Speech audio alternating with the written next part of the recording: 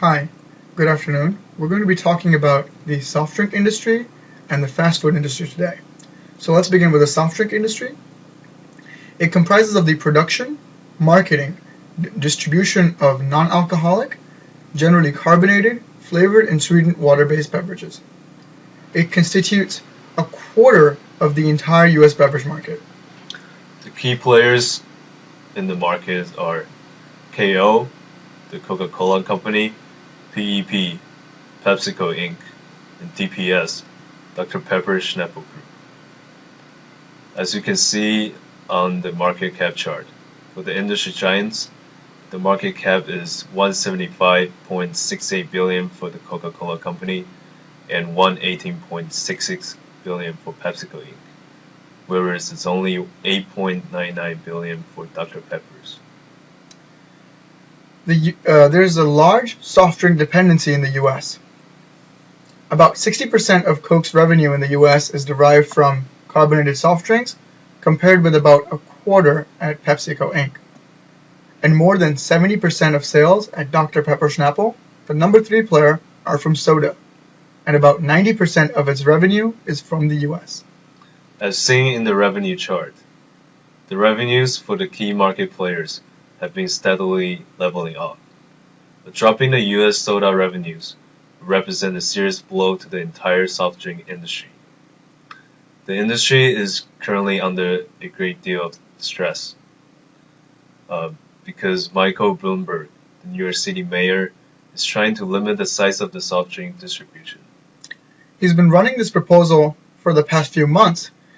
He's trying to limit the serving size to under 16 ounces for the sugary water soft drinks at places like restaurants, stadiums, or arenas, and etc. However, yesterday, on Monday, March 11th, the proposal was slammed by a New York City judge, saying that this was beyond mayoral decree. However, this is still not good news for the industry, as with an aging baby boomer generation, with declining consumption of fizzy soft drinks, as well as a youth that is changing consumer preferences, that is substituting coffee and energy drinks for these fizzy drinks, soft drinks are losing popularity in the U.S.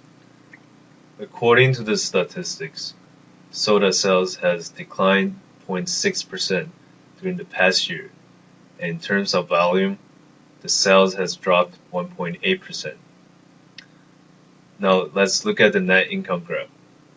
The 3 key players in the market, their net incomes have been declining and is projected to decline even further. However, if we consider the revenue chart of the substitute products, exemplified for coffee by Starbucks in this case, and for energy drinks by Monster, we can clearly see that over the past 5 years, the revenue has been steadily increasing. In fact, Monster has gone up approximately 30% between 2011 and 2012. Similarly, if we consider their net income chart, their net incomes have been rapidly increasing over the past 5 years. In response to these trends, Coke, Pepsi, and Dr. Pepper Snapple are all aggressively expanding their portfolios to move away from the purely carbonated flavored beverage market from before to include faster growing products like sports drinks and fruit juice. In conclusion, the soft drink industry in the U.S. is likely to shrink as legislative pressures, along with changing consumer preferences, decrease profit margins. So now we're going to be talking about the fast food industry, also known as the QSR industry. QSR stands for Quick Service Restaurants, where full meals are served without wait staff, such as McDonald's, Burger King, Taco Bell, and Starbucks. The key players in this industry are McDonald's with the ticker MCD, Yum Brands with the ticker YUM, Starbucks Corporation with the ticker SBUX, Chipotle Mexican Grill Inc. with the ticker CMG, and Dunkin' Brands Group Inc. with DNKN. As you can see on the graph, the market capitalization for these organizations are $99.17 billion for McDonald's, $30.58 billion for Yum, $43.92 billion for Starbucks, $10.01 billion for CMG, and $4.06 billion for Dunkin'.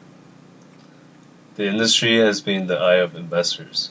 It's one of the areas they can count on for growth in the broader retail and restaurant segment. And the reason is because retail is saturated by the likes of Amazon and mass merchants, and there are not a lot of retailers with unit development growth. So what we've seen is a rotation in the restaurants industry. Now we're going to talk about a couple high-performing QSR restaurants from last year.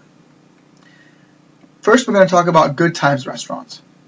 Good Times restaurants certainly had a good time on the stock market last year. The Colorado-based burger chain used growing same-store sales and a new breakfast menu to help double its stock price during 2012, making the company the best equity performer among restaurant chains for the full year.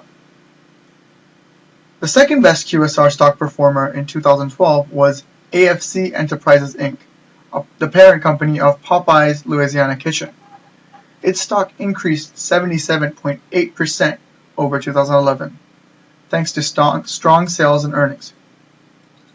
During the past year, quick service restaurant shares outperformed the overall stock, driven by an optimistic outlook among restaurant operators.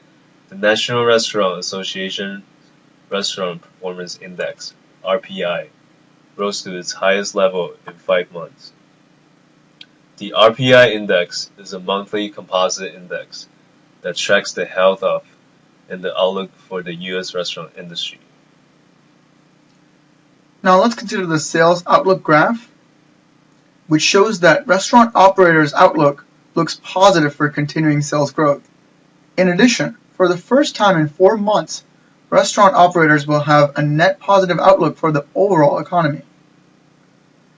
Quick service restaurant sales are expected to total $188.1 billion, up 4.9% from 2012 this year.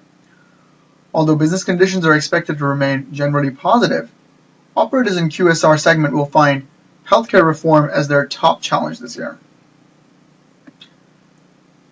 As the world continues to crawl out of a major recession, the fast food industry, especially QSRs, should continue to grow as consumers search for affordable and quick eating options. With more and more alternatives, there is an option for everyone, from the traditional burger and fries to healthy salad. With increasing competition among brands and industry categories, fast food chains will have to differentiate themselves and constantly adapt to industry trends and new marketing approaches.